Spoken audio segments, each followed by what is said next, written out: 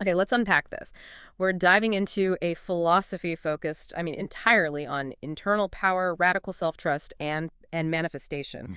A listener shared their core guiding text with us. It's a Spirit Sunday video transcript, and it's all focused on the systematic framework known as Cabrini-Law. Law. And the mission for this deep dive is really to distill the most potent ideas from that material.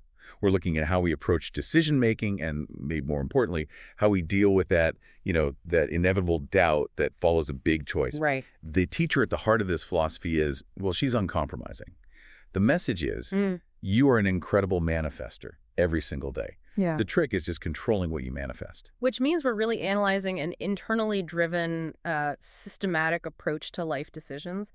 The teacher's core belief, and it's the bedrock of this whole system, is that your external reality is just a reflection of your internal mental climate. Yeah, exactly. What's going on in your head determines what shows up in your life. And what's really interesting is how they frame the origin of our results, good or bad, using this, deceptively simple agricultural analogy. It's meant to be highly memorable. It shows exactly where we start planting the seeds of our future. Let's walk through that because it's a brilliant visual. Everything begins with the thought, which is designated as the seed. The seed. That seed is planted not in the ground, but in your subconscious mind. The teacher calls it the subconscious soil. Right. But the problem, according to this philosophy, it isn't usually the initial thought. It's not the seed itself. So where does it go wrong? It goes wrong during the watering. The watering is that mental conversation you have with yourself right after the decision is made.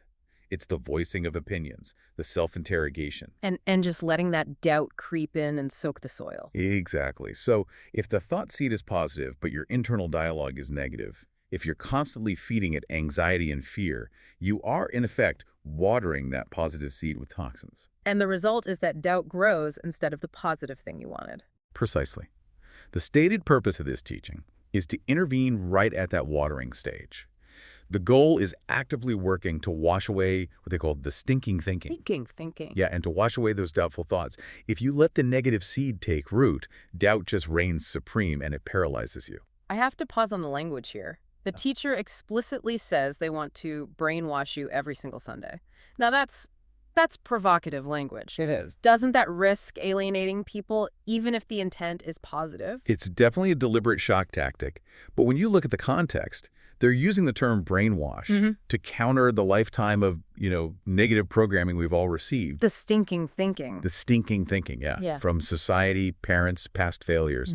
The teacher is basically saying, I need an equally intense, systematic effort to reprogram you toward positive certainty. It just underscores the scale of the mental shift that's required. That makes the intensity a lot more understandable. Yeah. So once we see that doubt is the poison in the watering can, we need a framework to replace it. And that brings us to the structure the teacher created, Cabrini-La's law. Right. This isn't just about general positive thinking. It's a codified approach. It is codified. Yeah. And its name is itself a statement of just radical rejection of the old ways. Okay. The source calls it Cabrini-La's law of Fuckthatt. Okay, that's an intense name. It is. Okay. But that powerful phrase, it isn't just a casual dismissal. It's an acronym that defines the entire shift in mental approach. Okay, so we have to peel that back because there's obviously some deep insight hidden in that acronym. What does Fuckthatt actually stand for here? It stands for, finally understanding common knowledge, things happen all the time. Wow. Okay. So it's a mechanism for letting go of the old, conventional, limiting beliefs that introduce doubt, that common knowledge, and recognizing that life is just a continuous process. Things are always unfolding. That's a phenomenal pivot. It turns a phrase of frustration into a philosophical mandate. Now, this law, it's structured around 3 core questions, right? That's the self-inventory stage, yeah. You have to know who you are, what you want, and why you want it. They ensure the seed you're planting is aligned with your authentic self. And once those are answered, the law moves into its 5 principles of action. Right. Principle 1 is simple. Make a decision. But like we said with the analogy, the decision itself is often the easy part. So the law then requires 4 more steps. And the one we're focusing on, principle number 2, is where, the vast majority of people get stuck. Trust the decision. Trust the decision. That's the crux. You can have the best intentions, the clearest goal, but without principle 2, the rest of it. Focus. Take inspired action. Enjoy the journey. it all just crumbles. If you don't trust the seed, you won't focus on nurturing it. Exactly. And this is where the teacher draws that really stark, powerful contrast between external trust and self-trust. Yes, society bombards us with lessons on how to trust other people. We spend our lives vetting friends, partners. Do I trust them? Can I rely on them? But when was the last time any of us were systematically taught how to trust ourselves, Hmm. how to trust our own system, our own timing, or that initial gut feeling we had before the world weighed in? It's a constant loop of seeking external proof, isn't it? The source hammers this home, that this lack of self-trust is devastating because it's what sends us right back to paralyzing doubt. We're looking outside for the validation of an inside job. So trusting yourself in this framework means accepting that the decision you made, the one that's aligned with who, what, and why, is the right one for right now. It's a total commitment to your internal navigation system. That internal navigation system, that's what the teacher calls the God in me, or more universally, the first mind. The first mind is absolutely key to understanding this whole law. It's that instantaneous, intuitive thought you have before logic or fear interferes. Right. The teacher trusts this voice implicitly, believing it speaks off the cuff from the heart and is divinely guided. It's the voice that, when we ignore it, leads to that universal regret. I should have followed my first mind. And the mission of Cabrini-'s law is to short-circuit the doubt mechanism that makes us stop listening to it in the first place. And that leads to the source's most powerful challenge to our conditioning. The rejection of that pervasive idea that if it feels good, it's too good to be true. Oh, that phrase is such a social reflex. It is. It's conventional wisdom, used to preach caution, but in this philosophy, it's labeled a destructive force. Why is that phrase so damaging? Because it's the immediate introduction of doubt right at the moment of alignment. If you make a decision and it feels absolutely perfect, the God choice, the first mind, that conventional wisdom forces you to question the goodness. It's trained us to believe that comfort or ease must be a trap. So it trains us to fail. Yeah. We literally use that common knowledge, the stuff F-U-C-K-T-H-A-T-T is designed to reject, to lead our internal conversations back into self-sabotage. The source flips the script and asks, what if it was so good that it is meant to be true? Exactly. The failure doesn't come from the goodness. It comes from the fear you introduced into the good feeling. And that's when that Jenga tower analogy kicks in. Right. If you trust the feeling, the structure stands, the next action happens. But if you allow that doubt to pull just one peg out, that too good to be true peg, the whole thing collapses. The structure falls because you are no longer operating from self-trust, from principle too.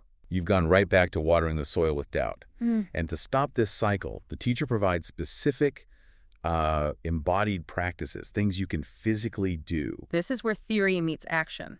Before you even say the affirmations, you have to shift your physical state. You have to embody confidence and trustworthiness first. You can't affirm self-trust while your posture is saying, I'm unsure.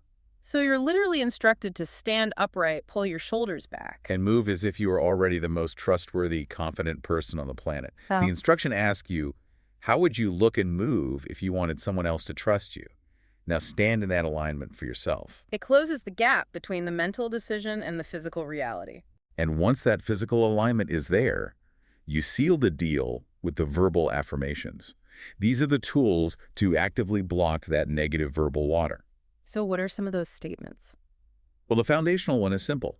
I trust myself. But then it expands to acknowledge your history. I trust the wisdom that I carry. And this wisdom isn't just theoretical, it's derived from navigating your specific life's journey. There's a really beautiful nuance in there about past mistakes too, right? Yes, I trust the decisions that I've made. Some may not have been good decisions, but now I know how to make a better decision. It turns mistakes from sources of doubt into sources of knowledge. And the commitment to resilience is absolute. I trust that even if I fall, I will rise again. Then the affirmation links this self-trust back to the spiritual source, concluding with, my steps are divinely guided because I am allowing the God in me to guide me. And the ultimate act of commitment, the final boundary, is the statement that stops the cycle. I am not going to feed doubt with verbal water again. That's the moment you stop pulling the Jenga peg. This whole system, from the questions to the trust and the action, it's all geared toward achieving a state where you can be, do, and have all the things that I want in my life. And the teaching summarizes this through a practical, sustained mantra, a triad of practices to keep that mental climate positive. It's the think right, eat right, drink right, feeling right synthesis. Exactly. Mm. We've spent all this time on think right, the soil and the seed, but the framework insists that the physical body has to be aligned to support that internal climate. Which makes sense. If you're constantly polluting your physical body, it creates friction, sluggishness. And it makes it infinitely easier for doubt and stinking thinking to reassert dominance. You have to eat right and, crucially, drink right. And it's interesting that the teacher admits that the drink right part is still something they are working on. It shows it's an ongoing practice, not a destination. But when those three think right, eat right, drink right are unified, the resulting state is feeling right. And feeling right is the state of having achieved the final stage, what the source material calls the harvest. The harvest. It's the abundance. It's the physical realization of the seeds you planted and watered with certainty, not doubt. It's rising inside you and seeing the return on the investment of self-trust. It fulfills the promise that all that I lost is returning to me. It's the full cycle of the law. You set your intention with the three questions, you make and trust the decision, you sustain it with aligned practice, and you receive the manifestation your first mind intended all along. Unwavering self-trust is the key that unlocks the whole thing. And this deep dive really focused heavily on that immediate internal guidance system, the first mind. And the teacher's radical assertion that our conditioning teaches us to question what inherently feels good. So let's leave you with this to think about. If the first mind is always the God choice that feels good, and external doubt is what teaches us to reject those good feelings, what one major decision are you facing right now?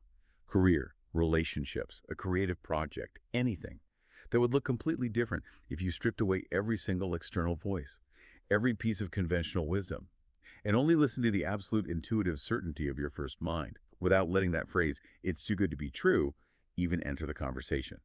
We'll leave you with that until next time.